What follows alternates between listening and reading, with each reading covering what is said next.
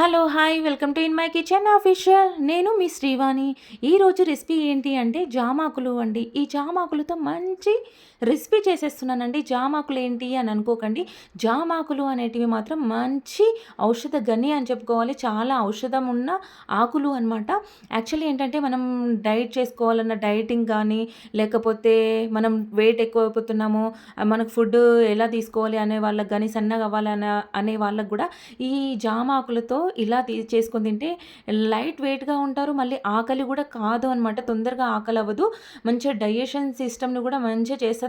ఈ జామాకులనేటివి మాత్రం చాలా హెల్తీ అనమాట. హెల్తీ ఫుడ్ అనే చెప్పుకోవచ్చు. యాక్చువల్లీ నేనిప్పుడు వీడియోలో చూపించిన విధంగా ఇలాంటి లేత ఆకుల్నే తీసుకోండి.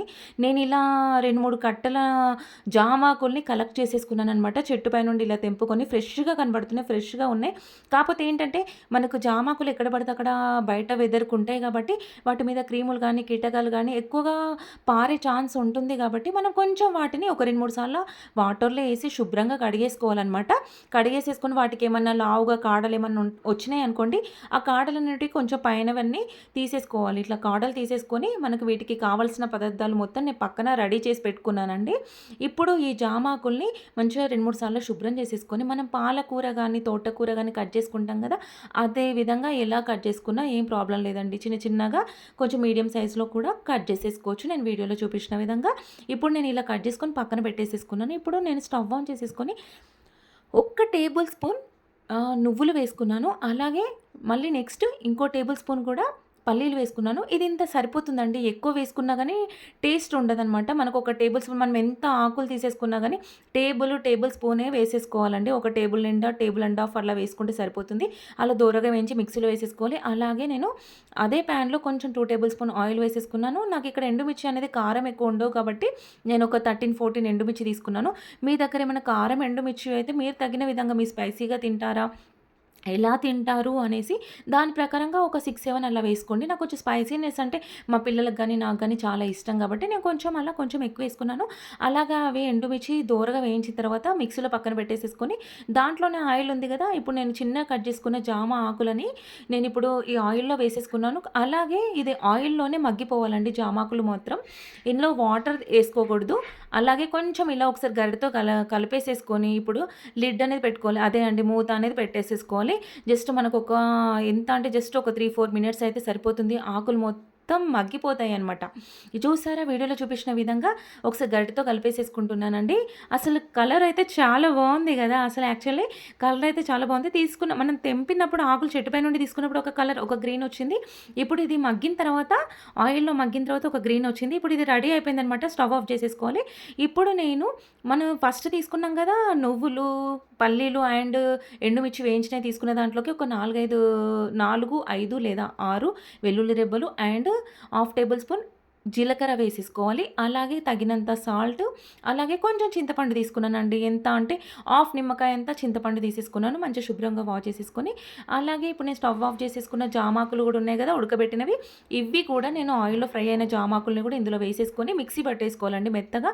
ఇంకొకటి ఏంటంటే మీరిక్కడ నోట్ చేసుకోవాల్సింది ఏంటంటే మనం మిక్సీ పట్టినా గానీ అది కొంచెం నలగదనుకోండి కొంచెం వాటర్ యాడ్ చేసేసుకొని మిక్సీ ఇలా మెత్తగా మిశ్రమంలాగా చేసేసుకొని పక్కన పెట్టేసేసుకోవాలి. మీకు రోల్లో రుబ్బుకుంటే మాత్రం వాటర్ కూడా అవసరం లేదనమాట. ఇప్పుడు నేను అదే ప్యాన్ స్టవ్ ఆన్ చేసేసుకొని దాంట్లో ఒక 2 టేబుల్ స్పూన్ ఆయిల్ వేసుకున్నాను. అలాగే దాంట్లోకి కొంచెం హాఫ్ టేబుల్ స్పూన్ ఆవాలు, హాఫ్ టేబుల్ స్పూన్ జీలకర్ర, కొంచెం పసుపు వేసేసుకున్నాననమాట. ఇది మనకి చట్నీ మాత్రం 15 డేస్ వరకు నిల్వ ఉంటుందండి. ఒకవేళ మీకు ఇంతే పోపేసేసుకోవాలి. లేదు మాకు ఒక 2, 3 డేస్, 4 డేస్ ఉంటే సరిపోతుంది అని అంటే మాత్రం ఇప్పుడు నేను పోపు పెట్టాను కదా! అంటే ఈ పోపులోకి నేను 2, 3 రెబ్బల కరివేపాకు కూడా వేసేసుకొని ఇలా ఒకసారి రౌండ్‌గా తిప్పాను. ఆ కరివేపాకు కూడా ఫ్రై అయిపోయిందనమాట. ఇలా ఫ్రై అయిపోయిన వరకి నేనిప్పుడు టేస్ట్ కొంచెం మనకి చట్నీ కొంచెం అందరికి సరిపోవాలి అని అనిపిస్తే ఒక మీడియం సైజు ఉల్లిగడ్డని చిన్న చిన్న ముక్కలుగా కట్ చేసి పచ్చి వాసన పోయే వరకు ఇలా గరిటెతో వేయించిన తర్వాత పోపు అనేది పెట్టేసుకోవాలండి. లేదు మాకు 15 డేస్ కంపల్సరీ కావాలంటే ఒక ఆనియన్ మాత్రం స్కిప్ చేసేసుకోండి. మిగతావన్నీ సేమ్ చేసేసుకుంటే సరిపోతుంది. ఈ చట్నీ మాత్రం సూపర్ అంటే సూపర్ అండి. ఒక్కసారి మీరు జామాకులైతే అందరికీ అవైలబుల్‌గా దొరుకుతాయనమాట. మీరు ఒకసారి అలా తెంపేసుకొని, ఈ వీడియో మాత్రం ఫుల్‌గా చూసేసేసి, మంచిగా ఒకసారి చేసుకొని చూడండి. ఆహా! అంటారు.